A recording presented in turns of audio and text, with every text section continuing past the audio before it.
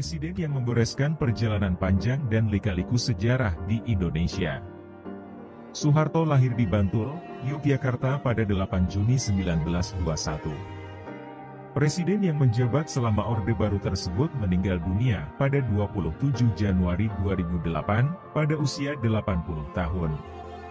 Kini, ia dikenang sebagai Bapak Pembangunan Indonesia, namun juga dikenal sebagai presiden yang otoriter. Lalu, bagaimanakah kisah kehidupan Soeharto, hingga bisa mencapai jabatan sebagai orang nomor 1 di Indonesia? Soeharto lahir di sebuah dusun kecil yang bernama Kesumo, Desa Argomulyo, Bantul, Yogyakarta. Ia adalah anak kedua dari 11 bersaudara di dalam keluarga sederhana. Selain kemiskinan, Soeharto juga didera kesedihan akibat perceraian kedua orang tuanya. Dengan berbagai macam lika-liku kehidupan, Soeharto pun dikenal sebagai bocah yang pendiam.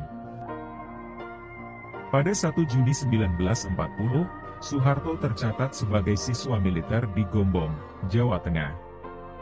Ia menjalani masa pelatihan selama 6 bulan dan keluar dengan predikat lulusan terbaik. Pada usia 19 tahun, ia telah memiliki pangkat kopral. Soeharto pertama kali bertugas sebagai militer dengan bergabung dengan Batalion 13 Rampal, Malang. Setelahnya, ia masuk sekolah lanjutan Bintara di Gombong dan berhasil mendapatkan kenaikan pangkat dalam waktu yang relatif singkat.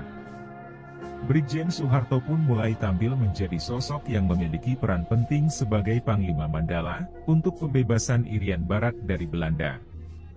Pada 1 Mei 1963, ia berhasil menjalankan tugasnya. Bumi Cendrawasih pun bergabung dengan Ibu Pertiwi. Soeharto berhasil menumpas gerakan 30 September, G30S, pada 1965. Peristiwa kelam bangsa Indonesia itu mengorbankan 6 perwira senior dan 1 perwira pertama TNI. Maijen Soeharto yang pada saat itu menjabat sebagai Pangkostrat memimpin operasi penumpasan G30S. Pada 11 Maret 1966, Soeharto mendapat perintah dari Presiden Soekarno untuk membubarkan PKI. Perintah itu tertulis dalam Surat Perintah 11 Maret atau Super Semar. Dengan beberapa pencapaian yang telah dilakukan Soeharto, Presiden Soekarno pun kemudian melantiknya sebagai Menteri Utama Bidang Hamkam pada Juli 1966. Jabatan itu diemban Soeharto hingga ia resmi menjadi Presiden kedua RI pada 1968.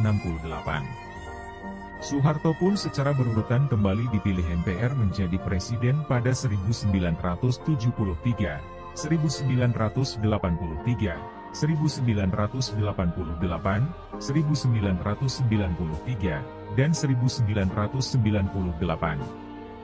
Namun, karena terjadinya kerusuhan akibat krisis moneter serta dinilai sebagai pemimpin yang otoriter, Soeharto akhirnya mengundurkan diri menjadi presiden pada 21 Mei 1998. Itulah sekilas kisah Soeharto presiden kedua era Orde Baru, berangkat dari keluarga biasa bahkan terbilang minus atau kurang mampu. Tapi nasib berkata lain karena sang kuasa telah memilihnya menjadi orang nomor 1 di negara kita Indonesia, dari sosok anak yang pendiam hingga menjadi sang presiden yang gagah berani walau berakhir dengan tragedi pelengseran demo besar-besaran, akan tetapi Soeharto banyak jasanya mesti tidak luput dari kesalahan.